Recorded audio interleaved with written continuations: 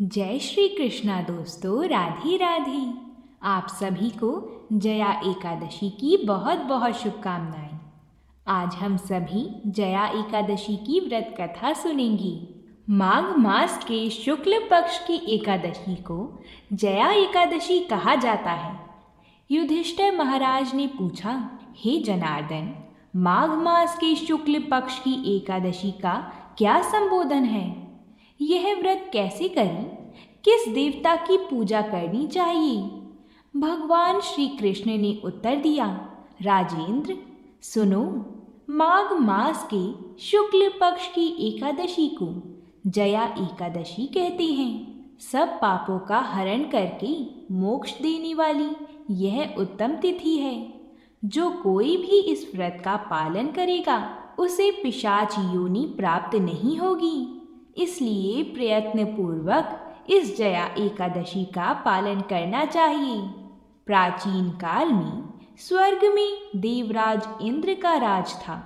देवगण अप्सराओं के साथ पारिजात वृक्ष से शोभित नंदन वन में विहार कर रहे थे। 50 करोड़ गंधर्वों के नायक देवराज इंद्र ने अपनी इच्छा से वन में विहार करते हुए नृत्य का आयोजन किया था। गंधर्वों में प्रमुख पुष्पदंत, चित्रसेन और उसका पुत्र ये 3 थे। चित्रसेन की पत्नी का नाम मालिनी था। मालिनी और चित्रसेन की कन्या पुष्पवंती थी। पुष्पदंत गंधर्व का पुत्र माल्यवान था। माल्यवान पुष्पवंती के सौंदर्य पर मोहित हुआ था। ये दोनों भी इंद्र की प्रसन्नता के लिए नृत्य करने आए थे। यह दोनों भी अन्य अप्सराओं के साथ आनंद में गायन कर रहे थे, किंतु एक दूसरे पर अनुराग दृष्टि के कारण वे मोहित हो गए और उनका मन विचलित हो गया। इससे वे शुद्ध गायन नहीं कर सके। कभी ताल गलत होता तो कभी गायन रुकता। इस बात से क्रोधित और अपमानित होकर इंद्र ने श्राप दिया, आप दोनों पतित हैं, मूर्ख हैं, तुम्हारा धिक्कार हो। मेरी आज्ञा भंग करने के फलस्वरूप आप पति पत्नी के रूप में पिशाच योनि में जन्म लेंगे। इंद्र से ऐसा श्राप मिलते ही दोनों बहुत दुखी हुए। हिमालय में जाकर पिशाच योनि को प्राप्त होकर भयंकर दुख भोगते रहे। शारीरिक पातक से प्राप्त हुई इस योनि से पीड़ित वे पर्वत की गुफाओं में भ्रमण कर रहे थे। एक दिन पिशाच पति ने अपनी पत्नी को पूछा, हमने ऐसा कौन सा पाप किया है जिसके लिए हमें ये योनि मिली? नरक यातनाएं तो दुखदायक हैं, पर पिशाच योनि में भी दुख बहुत भयानक है। इसलिए पूर्ण प्रयत्न से इस पाप से छुटकारा प्राप्त करना चाहिए। दोनों पिशाच पति पत्नी चिंता में मग्न थे, किंतु भगवान की कृपा से उन्हें माघ महीने की एकादशी तिथि प्राप्त हुई। जया नाम से प्रसिद्ध यह तिथि सब तिथियों में उत्तम है। इस तिथियों को उन्होंने अन्न ग्रहण नहीं किया, जल ग्रहण नहीं किया, किसी जीव की हत्या भी नहीं की और कोई फल भी नहीं खाया। दुख से व्याकुल सूर्यास्त तक वह बरगद के वृक्ष के नीचे बैठी रही। भयानक रात उनके सामने उपस्थित हुई, पर उन्हें निद्रा तक नहीं आई। किसी भी प्रकार का सुख और काम सुख भी उन्होंने नहीं भोगा। रात्रि समाप्त होकर सूर्य उदय हुआ। द्वादशी का दिन निकला। उनसे जया एकादशी के व्रत का पालन हुआ था। उन्होंने रात भर जागरण किया था। व्रत के प्रभाव से और भगवान विष्णु की शक्ति के कारण दोनों इस योनियों से मुक्त होकर अपने पूर्व रूप को प्राप्त हुए। उनके हृदय में फिर से पहले की तरह अनुराग उत्पन्न हुआ। अलंकारों से शोभित होकर विमान में विराजमान होकर स्वर्ग लोक में गए। देवराज इंद्र के समान प्रसन्नता पूर्वक जाकर उन्हें सादर प्रणाम किया। उन्हें पूर्व रूप में देखकर इंद्र को आश्चर्य हुआ और उन्होंने पूछा, किस पुण्य के प्रभाव से आप पिशाच योनि से मुक्त हुए? मुझसे श्राप पाकर भी आप कौन से देवता के आश्रय से शाप मुक्त हो गए? माल्यवान ने कहा, हे स्वामी, भगवान वासुदेव की कृपा से तथा जया एकादशी के व्रत से हम पिशाच योनि से मुक्त हुए। देवराज इंद्र ने कहा, अब मेरे कहे अनुसार आप दोनों सुधापान कीजिए। जो लोग भगवान वासुदेव की शरण लेते हैं और एकादशी का पालन करते हैं वह हमें भी पूजनीय हैं। भगवान श्री कृष्ण ने कहा, हे राजन, इसलिए एकादशी का व्रत करना चाहिए। हे कुंती नंदन, जया एकादशी ब्रह्म हत्या के पातक से भी मुक्त करती है। इसकी महिमा पढ़ने अथवा सुनने से अग्निष्टोम यज्ञ का फल प्राप्त होता है। बोलिए भगवान श्री हरि की जय हो। आइए अब हम सुनते हैं एकादशी माता की कथा, जिसके पश्चात हम तुलसी माता की कथा को भी सुनेंगे। तुलसी माता की कथा को सुने बिना वीडियो को अधूरा मत छोड़िएगा। कथा को पूरा ज़रूर सुनिएगा और वीडियो को लाइक भी ज़रूर करिएगा। एक समय की बात है, एक नगर में एक बुढ़िया माई रहती थी। उस बुढ़िया माई ने एक बार निर्जला एकादशी का व्रत रखा। बड़ी ही भाव और भक्ति से पूजा अर्चना की। उन्हें वृद्धावस्था में क्या बाधा थी, वह तो अपने पुत्र और पौत्रों की सुख सुविधा के लिए व्रत रखने लगी थी। वह दिन भर तो जरा कठोर मन करके अपनी प्यास को रोके रही। दिन में पूजा पाठ किया, कथा सुनी और पंडित जी को मिट्टी के पात्र में भरकर पानी और ऋतुफल दान में दिए। दोना भर भर कर पूरा वितरण किया। उन्हें गर्मी के कारण बहुत ही बेचैनी हो रही थी। इस कारण से वह बड़ी देर तक पानी में पड़ी रहीं और पानी के कुल्ला करती रहीं, मुंह धोती रहीं। तब कहीं थोड़ा बहुत धैर्य बंध पाया। धूप तो तेज पड़ ही रही थी, इस कारण बार बार मुंह सूख रहा था। बुढ़िया माई बहुत बेचैन हो रही थी। एक तो बुढ़ापा और दूसरी ये भयंकर गर्मी। वृद्धावस्था की स्थिति तो कुछ दूसरी ही प्रकार की होती है। जैसे तैसे तो रो धो के दिन कट पाया था। अब पहाड़ सी रात सामने थी। उसका काटना बड़ा ही कठिन दिखाई दे रहा था। खटिया पर पड़ी शांति नहीं मिल रही थी। वह बार बार करवट बदल रही थी। अनेक बार वह बाहर जाती और भीतर आती। उन्हें घर के अंदर शांति नहीं थी। वह पड़ी पड़ी एकादशी माता का स्मरण करती रहीं। वह कहती रहीं कि हे माता जी, आप मेरी लाज रखिएगा।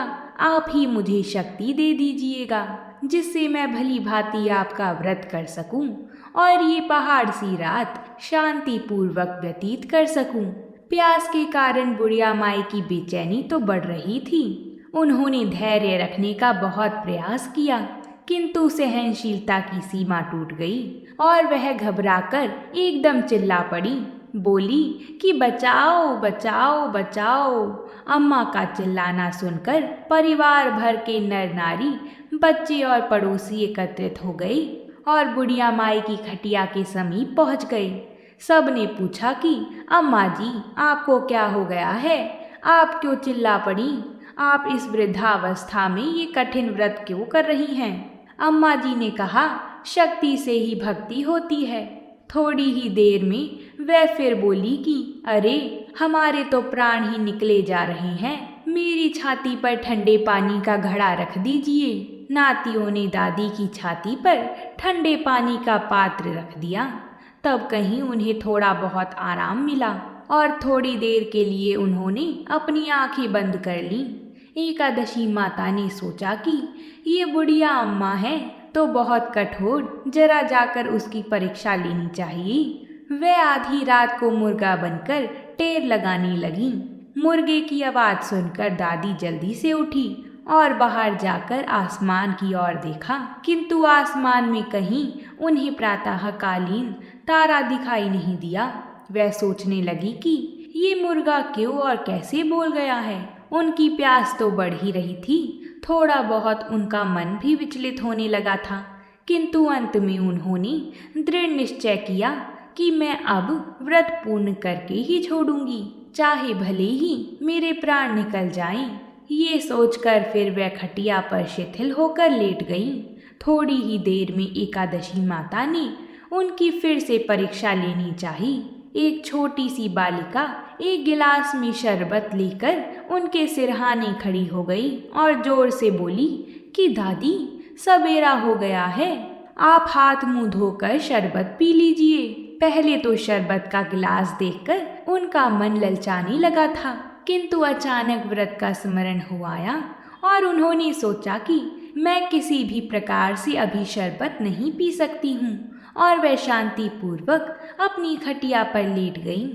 फिर थोड़ी ही देर में उन्हें ऐसा लगा कि जैसे किसी ने उन्हें पानी के कुएं में पटक दिया हो। वह बड़ी ही देर तक उस कुएं में हाथ पांव चलाती रहीं, किंतु उन्होंने अपने मुंह में पानी की एक बूंद भी नहीं जाने दी और वह दृढ़तापूर्वक अपना व्रत करती रहीं। थोड़ी ही देर में न जानी कहाँ से सामने आग जलने लगी, जिससे भारी गर्मी बढ़ने लगी। प्यास के कारण प्राण निकलने लगे, किंतु बुढ़िया माई का कुछ भी नहीं बिगड़ पाया। वह जहाँ की तहाँ मुस्कुराती हुई सी बैठी रही। थोड़ी ही देर में बाहर प्रकाश दिखाई देने लगा। ऐसा लगा कि जैसे सवेरा हो गया हो।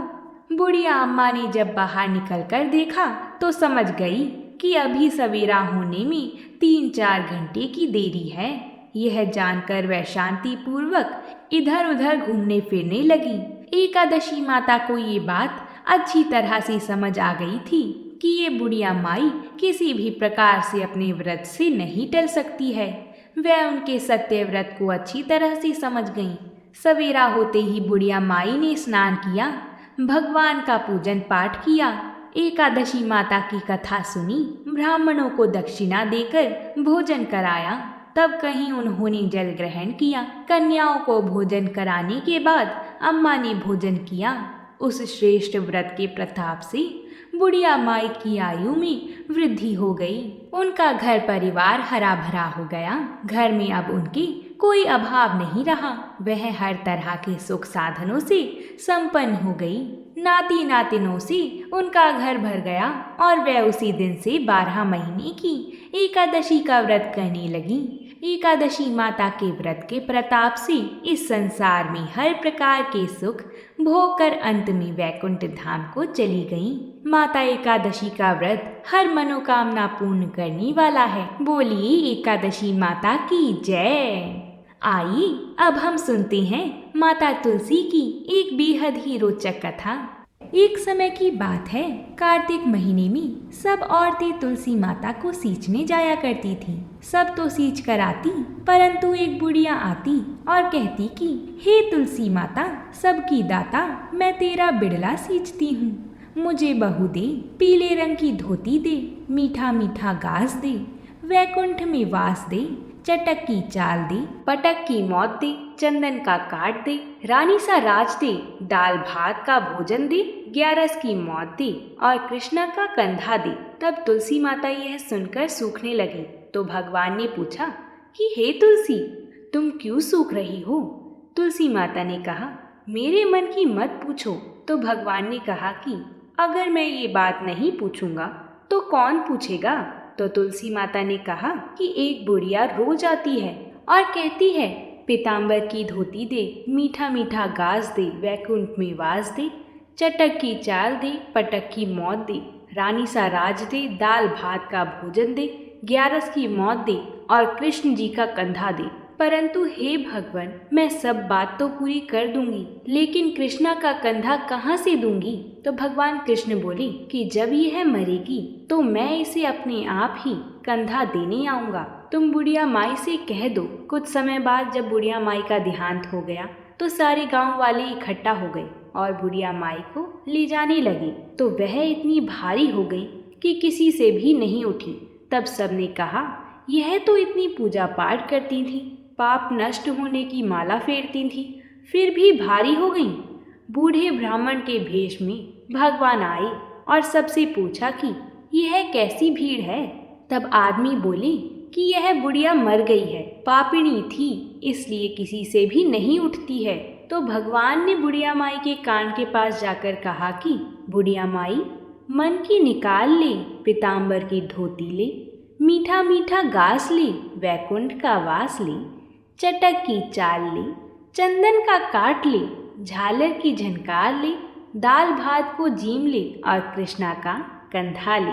फिर यह बात सुनकर बुढ़िया माई हल्की हो गई। भगवान श्री कृष्ण उन्हें अपने कंधे पर ले गए और उसे मुक्ति मिल गई। हे तुलसी माता, जैसे आपने उसकी मुक्ति कराई वैसी ही हमारी भी कराना, और जैसे भगवान ने कंधा उसको दिया वैसा हमें भी देना। बोलिए तुलसी माता की जय, बोलिए भगवान श्री हरि विष्णु की जय। अगर आप सभी ने इस कथा को पूरा सुना है तो कमेंट में जय श्री हरि विष्णु जरूर लिखिएगा।